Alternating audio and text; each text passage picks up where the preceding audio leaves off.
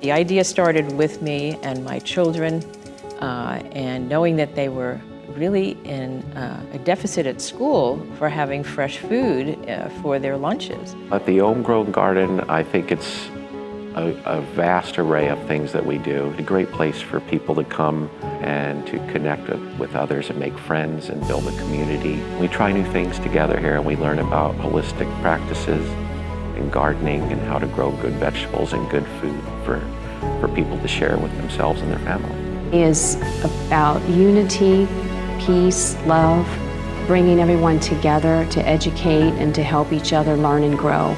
I think the education on what is out there and what's being produced, and here to learn how to be self-sufficient.